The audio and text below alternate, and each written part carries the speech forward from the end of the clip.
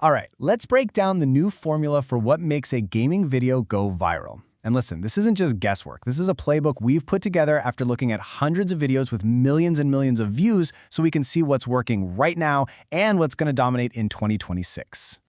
And right off the bat, this is the biggest mistake people are still making.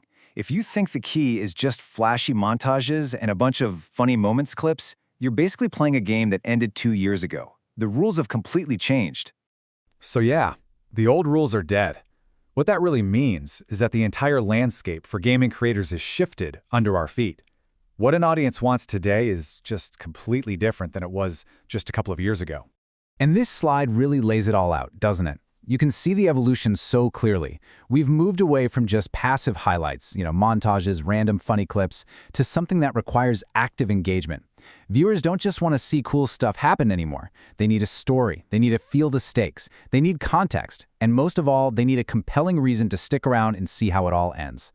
So how do you actually build that story? Well, it all starts with this one secret that really separates the amateurs from the pros.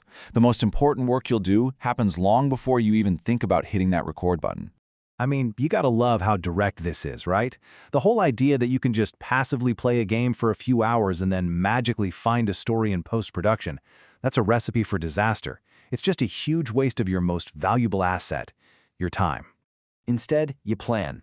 And look, this simple little checklist takes maybe 10 minutes to fill out before you play, but it will literally save you hours in the edit. You define the challenge, what a win looks like, what a loss looks like, and maybe even a potential twist.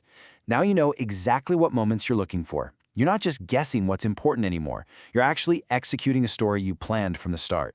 And of course, you've got to get the technical stuff right. Record in a high frame rate, always put your voice on a separate audio track. Trust me, you'll thank yourself later. And for the love of all that is holy, put your phone on Do Not Disturb. But honestly, the most important thing on this list is to bring your energy. You're an entertainer now, not just a gamer. People are showing up for you. Okay, so your plan is locked in. Now comes the real battle, the battle for attention. And that battle is pretty much won or lost in the first 20 seconds. That means your intro, the single most critical part of your entire video. You want to see a perfect intro in action? Just look at this number. That's 130 million. That's the view count on a single MrBeast gaming video called 100 Assassins vs 10 Cops. When a video does numbers like that, you study it. And here is exactly why it works. Look at how incredibly efficient this is. In the first 8 seconds, the entire challenge and the stakes are explained. Then, in the next 6 seconds, he introduces a twist and tells you how you can lose. By the 15-second mark, the action is already underway. There is zero wasted time. That is the new gold standard. All right, you've planned your story, you've nailed the intro, now you're in post-production. This is where you take all that raw footage and shape it into an emotional journey. It's not just about stringing clips together. It's about cutting with real purpose. The first rule, you have to be absolutely ruthless. Respect your audience's time. Any moment of dead air, any boring part, any inside joke that only you and your buddies will get, cut it. If you have to repeat a mission 10 times, we don't need to see every single failed attempt. Just get to the good stuff. Now this next point is so crucial, especially for gaming content. See, unlike a regular video, you can't rely on camera angles or facial expressions to create emotion. So what do you use? Music. Music does all the heavy lifting. It builds tension, it creates that hype energy, and it turns a good moment into an absolutely epic one. It is your most powerful tool.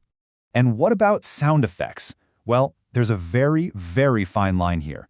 When you use them sparingly, a good sound effect can perfectly emphasize a joke or add some real impact. But the second you start overusing them, the video just goes from funny to, well, kind of cringe. It feels forced, and it just pulls you out of the story.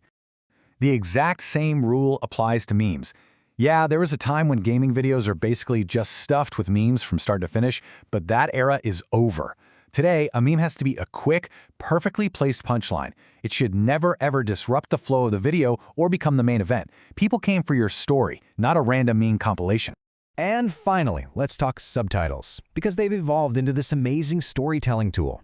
I mean, sure, you can use them to clarify something you mumbled, but you can also use them to add a little extra punch to a joke. Or, and this is a real pro move, you can add this kind of third-person commentary on your own gameplay. It's like the editor is reacting right there with the audience. It's genius. Okay, so we've covered the planning, the intro, and the edit.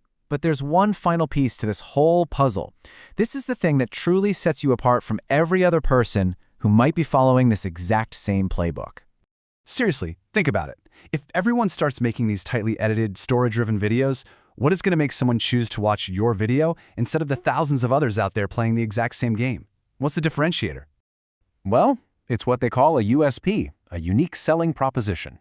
And for a content creator, your USP is you. It's your personality, your humor, your reactions, your specific way of telling a story.